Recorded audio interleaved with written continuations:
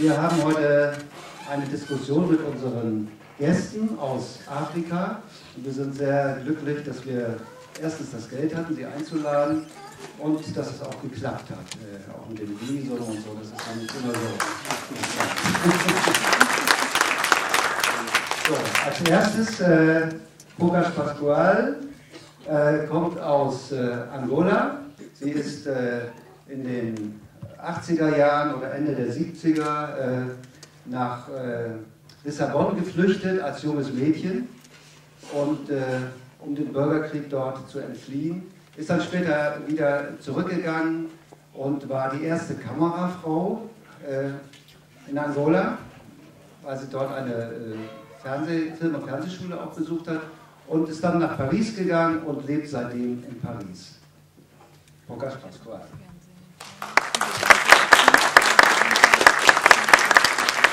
So, und aus dem Senegal, dieser stattliche Herr hier, Moussa Absa. Er ist ein Multitalent, ist Filmemacher, bildender Künstler, Theaterregisseur, Schauspieler, also viel mehr kann man, glaube ich, gar nicht machen, was er macht. Er ist auch überall in der Welt unterwegs, ist auch Dozent in den USA, in Europa, in der Karibik, in verschiedenen afrikanischen Ländern.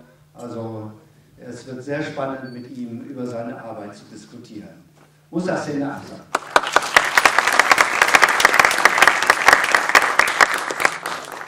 Und last but not least, Rami Hatoro aus Madagaskar.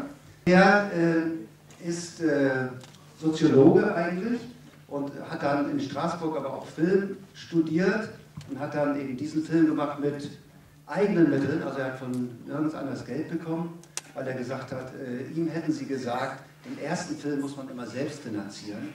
Er lebt derzeit in Chicago mit seiner Frau und Familie und macht eine kleine Tournee mit seinem Film jetzt. So, und dann haben wir Achim Diallo gewonnen als Moderator von Stiftung Partnerschaft Afrika. Und da kannst du ja gleich selber noch was dazu sagen. Also wir sind sehr froh, dich hier zu haben.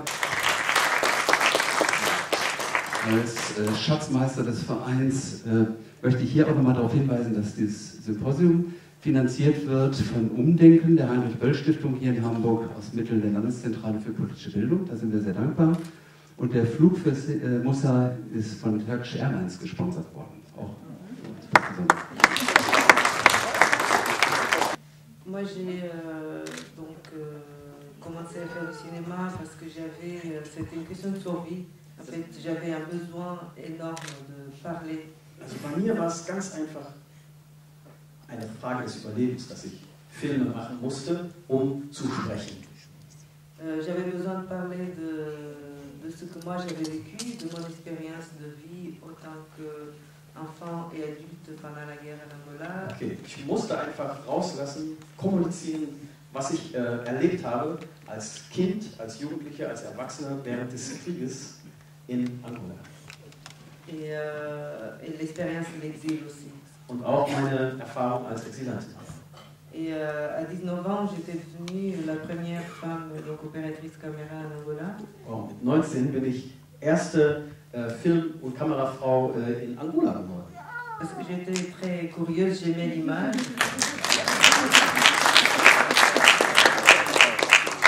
When I was a boy, my grandfather was a great storyteller.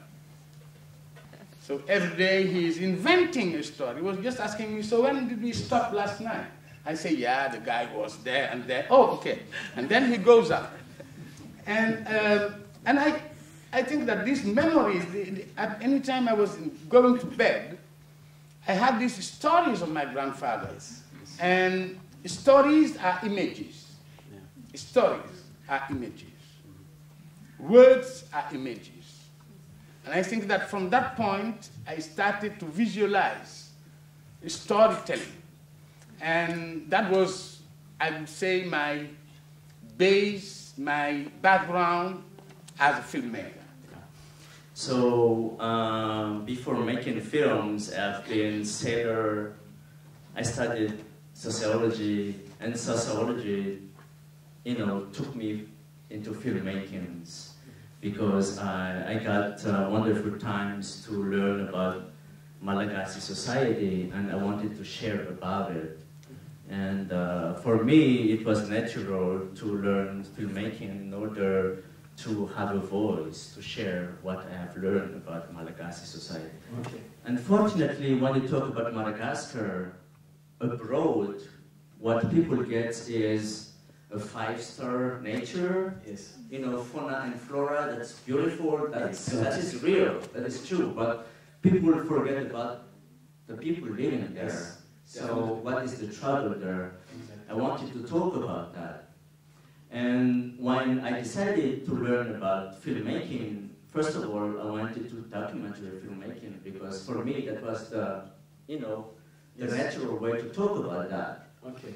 But then when I think about it, if I want to talk about Malagasy, you know, reality to the Malagasy people, the problem is that Malagasy people do not watch documentary on TV. Okay. Because they got used to, you know, Hollywood movies on TV, so forget about documentary. Okay.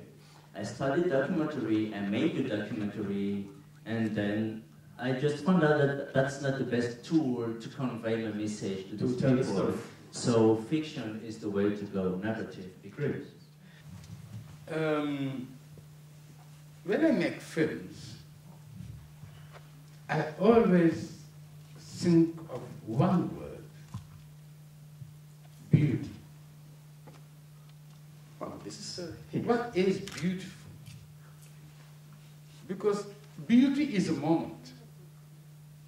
It's like happiness. Happiness is just a moment. So how to take these moments and bring it to the larger audience without destroying it, without changing it, without just keeping the beauty. It's like a hot stone you have in your hand, and you have to give this hot stone to another one. Wow. And keep it still hot. Beauty is still a big part of it because, you know, it's important.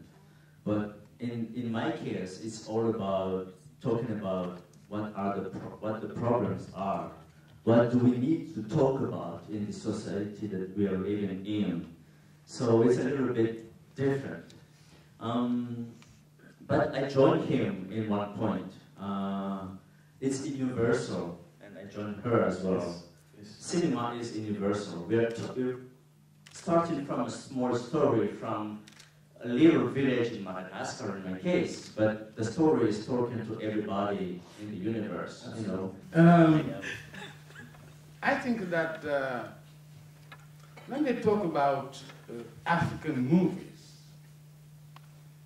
it's very kind of unfair. Because they don't talk about European movies. They talk about German films, French films, Italian films, or something else. So when they talk about African films, it's kind of a ghetto. It's kind of saying, oh, these are Africans making films. But Africans are very, very different, you know. A Senegalese is very different from a Malagasy or from an Angolese. Or It from is Guinea. like, or from a Guinea. It's like telling me, where come pasta? When you say pasta or pizza, you think of Italy, of course. All right, Italy. But when they talk about African film, they talk about a kind of images that portray Africa, which is this landscape, and they say African movies are very slow because Africans are very slow. I'm not slow at all. I'm very speedy.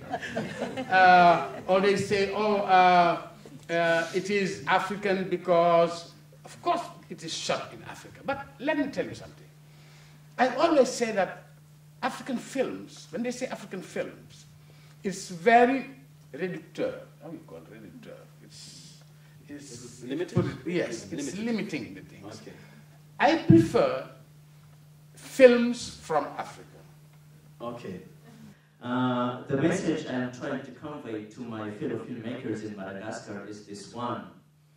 Do not try to make films with car chases, you know, like big Hollywood things, because you never succeed as well as Hollywood in this field. But one thing that Hollywood will never succeed in is to tell your own stories. No other people than Senegalese or Angolese or Madagascar people will tell the stories as well as they can. When I make a film, I have my first audience. Because when I have the idea, most of the time my films, except some documentaries, my films come from one sentence or one scene I've seen or one line I've read in a book or one image I've seen on TV. And this is kind of an alchemy that is in me.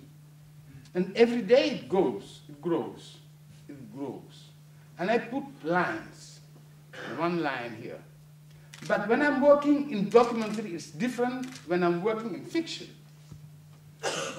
When I'm working in fiction, my films come from one musical note.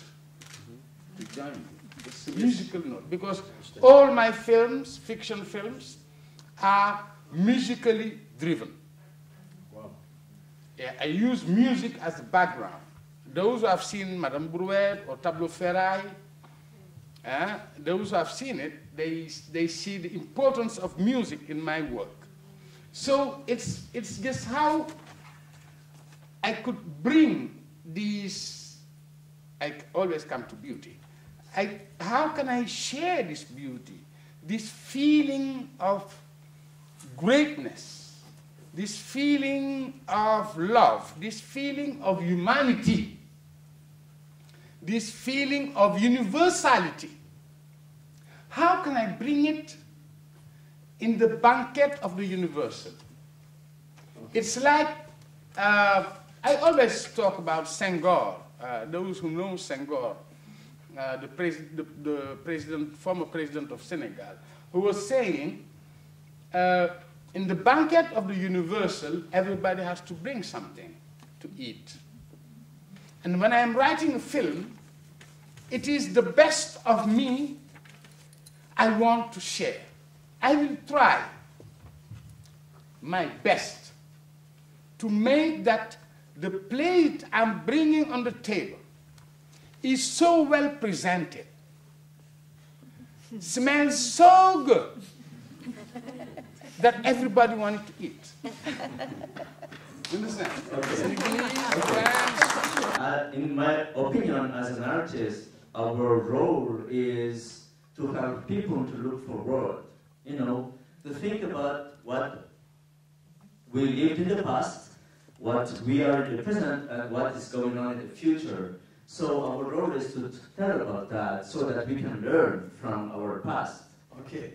I'm sacrificing myself here. This movie is the title is Sacrifice. Maybe we'll tell more about that, but yeah. This is, the artist is sacrificing himself for the society in order to make a better future for you, for me, for everyone here. Okay. Hopefully. Is Europe very much important or influencing or guiding you while you are doing movies? Africa is, if I talk about Senegal, I know more, 65% of the population is under 25 years old. 65. It's huge.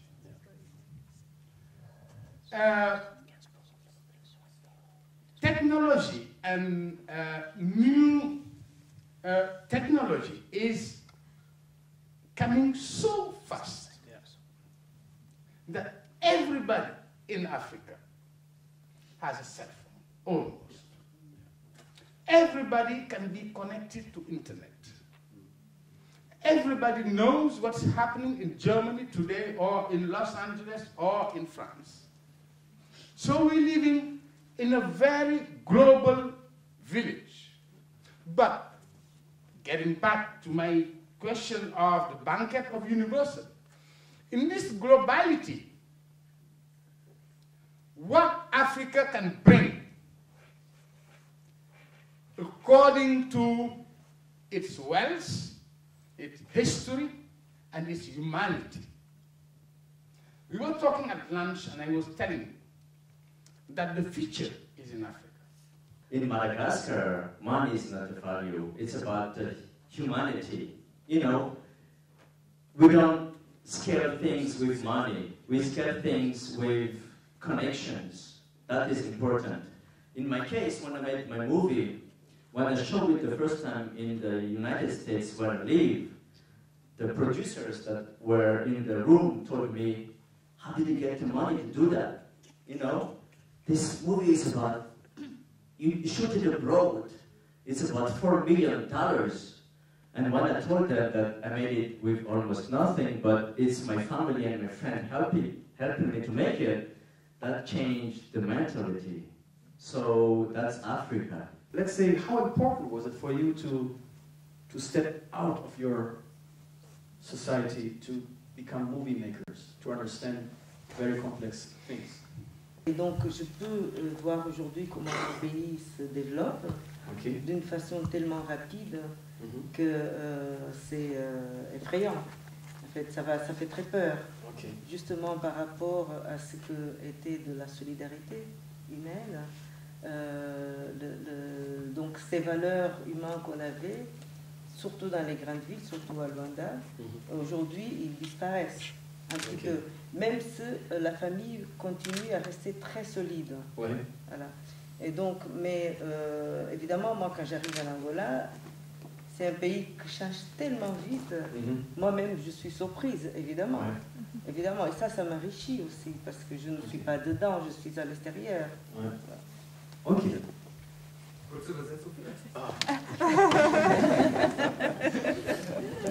Also sie sagt, es war nicht unbedingt wichtig oder essentiell für mich, das Land zu verlassen, um ein Filmemacher zu werden, um ein Regisseur zu werden. Aber die Tatsache, dass ich in Frankreich gelebt habe, hat natürlich eine Distanz auch aufgebaut. Aber besonders ein besonderer Aspekt war einfach, ich habe gemerkt, mit welcher rasanten Geschwindigkeit sich Angola verändert. Luanda im Speziellen. Being outside is always helping your creativity to compare and to see, oh, what I see in Germany or in Barbados or in Jamaica or in England and what I know. Let me see what makes the difference. And let me see how can I make a perspective and maybe go beyond this and propose a new version to my society, which is not the version of Germany or Jamaica, but it is a new version, a new vision of a society that is progressive. The memory is always with you.